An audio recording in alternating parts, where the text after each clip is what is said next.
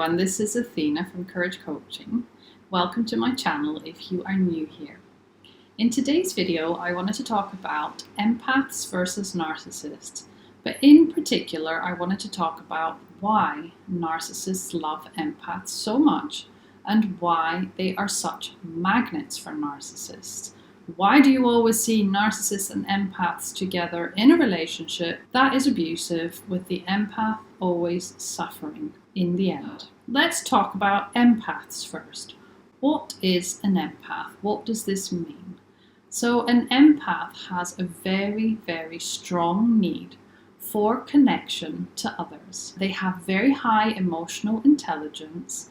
Empaths are very attuned to the emotions of other individuals because they have very high levels of empathy.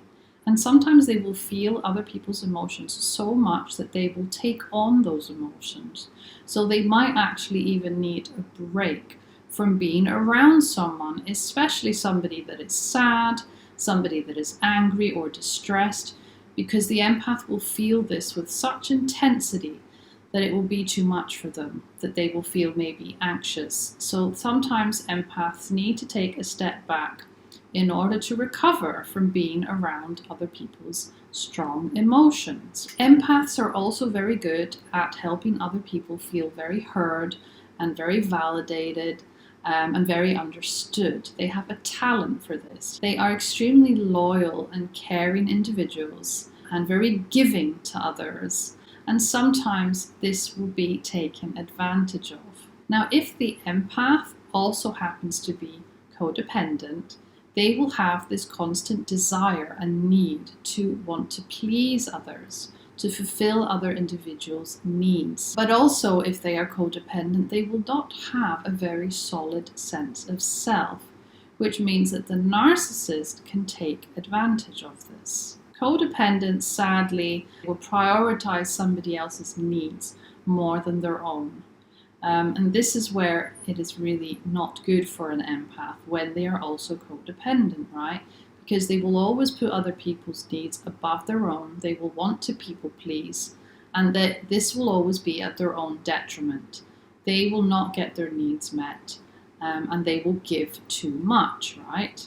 So empaths essentially are very giving individuals. They are givers. Narcissists, on the other hand, are what I like to call takers. Narcissists constantly take from others because they have such a huge void that they are constantly needing to fill. They live with a lot of feelings of shame deep down, behind the mask, behind the facade, behind what they portray to the world, and they constantly need other people to help them feel good about themselves, to help them feel important and loved and adored, right? So narcissists love empaths because they are so giving, because they are so sensitive, because they want to please the other person, right? They want to pamper the other person because they have so much love to give.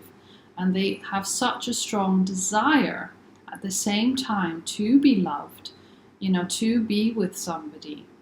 And because empaths that have codependency don't have a solid sense of identity, they fill that void, they feed that identity as such by giving to somebody else, by being with a narcissist. And this is really sad, the empath is sensitive, the empath is so delicate, and such a loving individual, and the narcissist basically exploits that to death, and the empath is left feeling depleted and unworthy, and of course very, very unloved. And at the end of the day, they are left feeling very traumatized because they have been involved in a relationship with a narcissist. Narcissists, we know, are very focused on themselves, and they are incapable of giving themselves what they need, so they need other people to fulfill their needs, which is why they will attach themselves to a very caring, sensitive, loving empath. And being an empath means that you always see the best in others, just like I said before. So the narcissist at the beginning of a relationship will love bomb the empath, will give them all this love and all this attention, will meet exactly the needs that they have. So if the empath has met the narcissist at a time in their life where they are maybe a little bit vulnerable and there's something in their life that they're missing, the narcissist will swoop in and give them exactly what they want.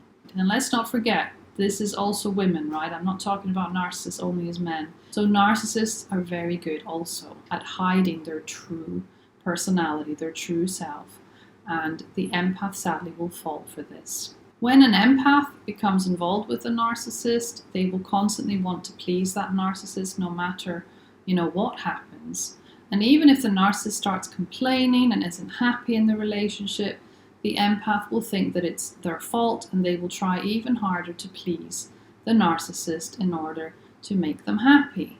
The problem is when the narcissist starts abusing the empath, gaslighting the empath, manipulating the empath, deflecting any problems onto the empath will obviously suffer a lot. But if the empath is actually codependent as well, then they stand no chance at all, because they will think that everything is their fault. They will think that they need to do better in order to please the narcissist.